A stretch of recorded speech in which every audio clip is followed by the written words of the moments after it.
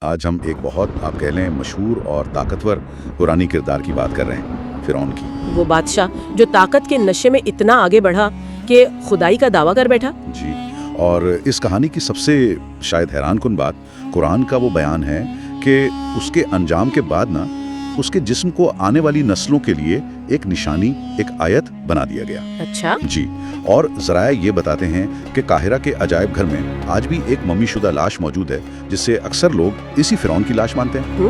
تو یہ تو بڑی دلچسپ بات ہے۔ آئیے ذرا اس کہانی کو اور اس دعوے کو کھولتے ہیں۔ پہلے تو یہ بتائیں کہ یہ فرعون تھا کون؟ کیا یہ کسی کا نام تھا؟ نہیں، دیکھیں، فرعون اصل میں نام نہیں تھا۔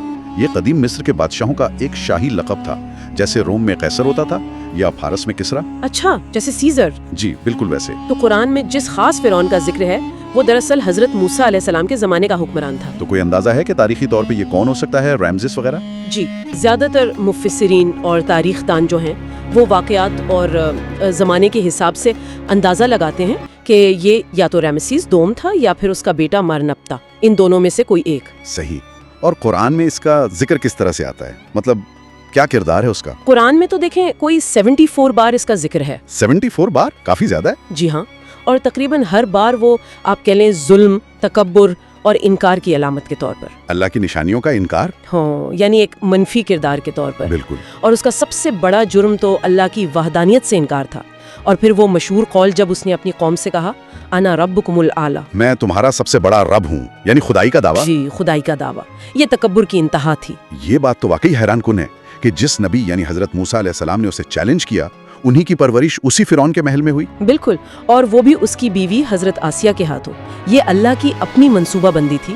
یہ کیسے ہوا؟ مطلب فرعون تو بنی اسرائیل کے بچوں کو قتل کروا رہا تھا نا؟ جی وہی تو، ایک طرف وہ یہ حکم دے رہا تھا، دوسری طرف اللہ تعالیٰ نے اپنے نبی کو اسی کے گھر میں اسی کی بیوی کی نگرانی میں پلوایا۔ کمال ہے۔ پھر جب موسیٰ علیہ السلام بڑے ہوئے، اللہ نے انہیں نبوت دی اور حکم دیا کہ اذهب الی فرعون انہ طغی۔ فرعون کے پاس جاؤ، وہ سرکش ہو گیا۔ جی، تو حضرت موسیٰ علیہ السلام نے اسے اللہ کا پیغام پہنچایا، لیکن ظاہر ہے اس نے ماننے سے انکار کر دیا۔ تو پھر اللہ نے کیا کیا؟ کیا حضرت موسیٰ علیہ السلام کو کچھ خاص نشانیاں، معجزات وغیرہ دیے گئے؟ جی ہاں بالکل، اللہ نے حضرت موسیٰ علیہ السلام کو بہت واضح نشانیاں دیں تاکہ فرعون اور اس کی قوم پر بات واضح ہو جائے۔ جیسے کہ وہ لاٹھی والا واقعہ؟ جی، لاٹھی کا سانپ بن جانا، پھر ہاتھ کا چمکنا، یہ تو بڑی نشانیاں تھیں۔ دل کا حملہ ہوا، جوئیں پھیل گئیں، مینڈکوں کی کثرت ہو گئی، پانی خون بن گیا۔ اتنی ساری نشانیاں؟ جی۔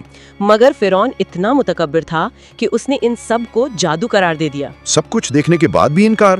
اچھا، اس کے بعد کیا ہوا؟ بنی اسرائیل مصر سے نکلے کیسے؟ جب فرعون نے بنی اسرائیل کو جانے کی اجازت نہیں دی تو اللہ کے حکم سے حضرت موسیٰ علیہ السلام انہیں راتوں رات لے کر مصر سے نکل پڑے۔ اچھا، رات کے وقت؟ جی، رات کے اندھیرے میں۔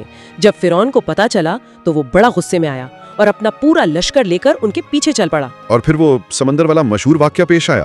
بالکل وہی۔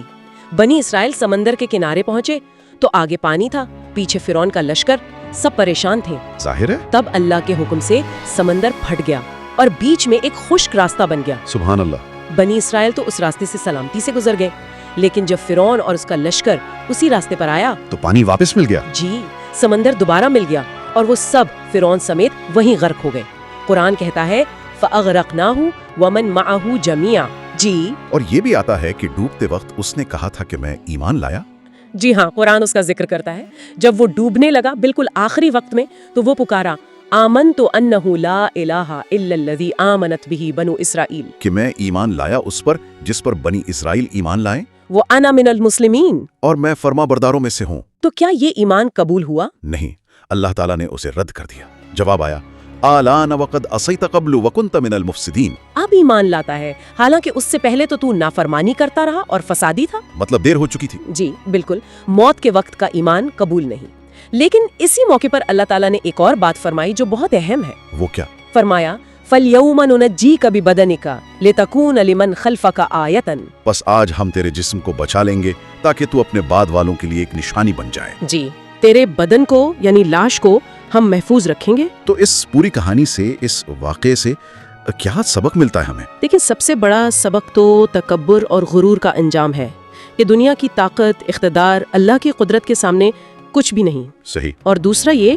کہ اللہ کی نشانیاں جب واضح ہو جائیں تو انہیں جھٹلانے کا انجام کیا ہوتا ہے؟ عبرت۔ اور وہ نشانی جو آپ نے شروع میں ذکر کی، یعنی جسم کا محفوظ رہنا؟ جی، قرآن کی یہ آیت ننجی کا ببدنک، ہم تیرے بدن کو بچائیں گے، اسی کو بہت سے مفسرین اور تحقیق کرنے والے اس ممی شدہ لاش سے جوڑتے ہیں جو قاہرہ میوزیم میں ہے، جو رامسس دوم یا مرمتتاہا کی مانی جاتی ہے؟ جی، جس کو ان سے منسوب کیا جاتا ہے۔ ذرائع کے مطابق یہ جسم کا اس طرح محفوظ رہ جانا پانی میں ڈوبنے کے باوجود قرآن کی اس پیشگوئی کی ایک طرح سے تصدیق سمجھا جاتا ہے، ایک ایسی نشانی جو صدیاں گزرنے کے بعد بھی لوگ دیکھ سکتے ہیں۔ یہ تو واقعی بہت گہری بات ہے اور قابل غور بھی۔ بالکل، اور یہیں سے نا ایک سوال ذہن میں آتا ہے کیا؟ کہ تاریخ میں جو طاقت کی نشانیاں ہوتی ہیں یا ان کے زوال کی نشانیاں، ان کے معنی وقت کے ساتھ کیسے بدلتے ہیں؟ دلچسپ سوال ہے۔ یعنی یہ جو فرعون کی مبینہ لاش ہے جس کا ذکر ذرائع کرتے ہیں، کیا آج بھی اس کو ویسی ہی آیت یا عبرت کی نشانی سمجھا جاتا ہے جیسے شاید صدیوں پہلے سمجھا جاتا ہوگا، یا آج جدید دور میں ایک میوزیم کے شوکیس میں رکھے ہوئے نمونے کے طور پر اس کے معنی کچھ اور ہو گئے ہیں؟ یہ واقعی ایک اہم نقطہ ہے سوچنے کے لیے کہ تعریف کی نشانیوں کو ہم آج کیسے دیکھتے اور سمجھتے ہیں۔ جی بالکل، اس پر غور کیا جا سکتا ہے۔